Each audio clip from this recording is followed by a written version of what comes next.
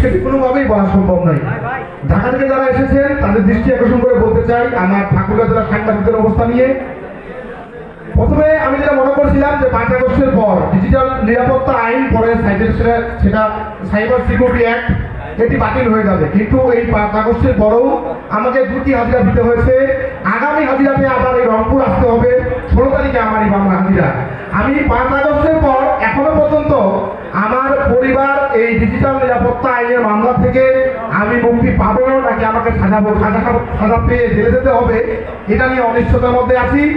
সাংবাদিক সমাবেশ রংপুর সাংবাদিক ইউনিয়ন যে আয়োজন করেছে, এটির মাধ্যমে ঢাকা থেকে যারা এসেছেন, যারা এখানে শুনছেন, যারা এখানকার মেসেজ আমাদের যারা সরকারকে পৌঁছাবেন তাদের কাছে বিনীতভাবে অনুরোধ জানাচ্ছি যে আমাদের যে তথ্য উপদেষ্টা রয়েছে তিনি বলেছিলেন ইউরোপীয় ইউনিয়নকে যে 7 দিনের মধ্যে আমাদের এই ডিজিটাল নিরাপত্তা আইন অথবা সাইবার সিকিউরিটি অ্যাক্টে যতগুলো মামলা হয়েছে সবগুলো বাতিল করা হবে।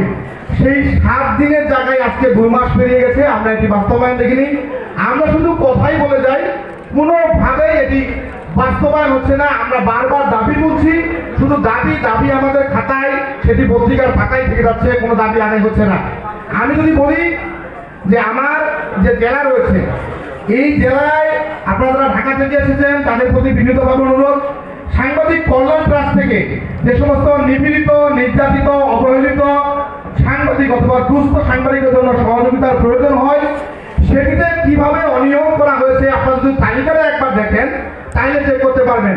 একটি তালিকা একবার করা হয়েছে, তালিকাটি চলছে।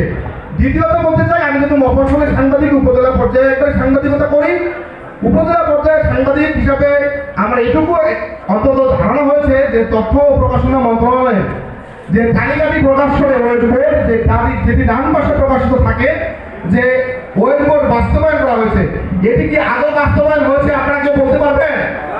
যেহেতু বাস্তবায়ন হয়নি, ঢাকা থেকে যারা এসেছেন তাদের প্রতি বিনীতভাবে অনুরোধ আপনারা এটি দেখবেন। আমি ধন্যবাদ জানাচ্ছি আমাকে এখানে সুযোগ করে দেওয়ার জন্য।